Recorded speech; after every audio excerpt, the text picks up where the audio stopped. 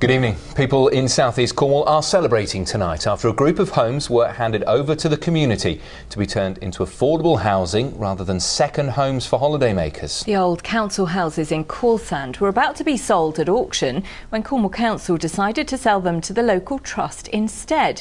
The Peninsula Trust hopes to have the properties ready for local families in time for winter. Steve Hardy is in Corsand for us this evening. Steve, a big victory for campaigners there then? Indeed there is, and Jonty, well, you'd like to live in a place like this, wouldn't you? Corsand in South East Cornwall. Just look at that view over to Plymouth Sound. Perfect place to live, but the problem is for local people it's hard for them to live here because many of these homes are turned into second homes or they're too expensive to convert. But in this little part of Cornwall they may have found the solution in part to Cornwall's housing crisis. There's plenty to celebrate in Corsand. Gives me great pleasure to give this the first key of the cottages here in Corsand. They've secured the keys to 3 cottages at a bargain price and ring-fenced them for locals only. This community in South East Cornwall, like others, suffers from a chronic shortage of housing for those who live here. People living in a converted coal shed, in boats that don't want to, on sofas, sometimes with children. The demand is enormous. These houses will be limited to people who grew up and live in this parish. There's 30-odd families already that we know of. There'll be more once we start. The 3 cottages are in a row which were built in 1820 for the Coastguard in a commanding position so they could look out for smugglers. In a unique deal, Cornwall Council, which owned the cottages, passed them on to the Peninsula Trust, a local community group in Corsand. But it was close.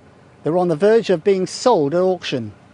We were right down to the wire. We really were. Those houses, these 3 houses, the keys were at the auctioneer. That's how close it was. They were in the process. They would have come up in the next one or the one after that. Cornwall Council went all the way to the wire and took the keys back again. At auction, each cottage was valued at £300,000, but were given to the trust for a third of the price. We've heard what the trust actually got them for, but from my maths, the council could have lost £600,000.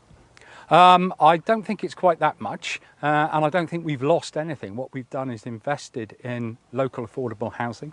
I think that's worth Cornwall Council's financial commitment. It's estimated it'll take £140,000 to convert the cottages into modern homes. Debbie Patterson, the chairman of the trust, showed me round one of them. This is one of 3 cottages. This one's probably the middle cottage. One of them is in better condition. This one of them is a lot worse condition. Needs a lot more work doing to it. Go from the kitchen into the lounge. Into the lounge there, yeah. And again, it seems to be quite a bit of work got to be done. Yes, you talk about local tradesmen. We're hoping to use local tradesmen to do all the work. There's quite a few local builders in the area, so we'd like to be able to use them if we can. So 2 up, 2 down. Yeah, this is the main bedroom. Yeah. This is the big of the 2 bedrooms, the main bedroom. With the most amazing views, as you can see. Look at that view. Yeah, who wouldn't want to live here? Peter and Linda Dunstan have lived in a neighbouring cottage for 30 years. It'd be so nice to get these places filled back up again with local people.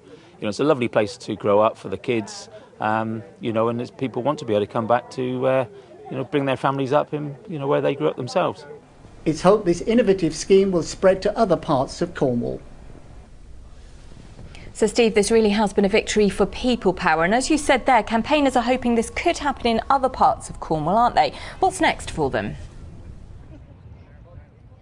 Well, what's next happening here in Corsand is obviously to get those homes converted. And that's going to take a few months, employing local builders and local employers. But the idea is to get them ready by the end of Christmas. From then on, then the idea is to try to find solutions like this in places like Corsand. Indeed, there's a pub around the corner there, the Ship Inn. That's been converted into a cafe and above for 3 flats. But it's an idea they're home to extend to other parts of Cornwall. There are plenty of homes like this which could be used. All of them an essential way to try to help people in Cornwall live where they were born.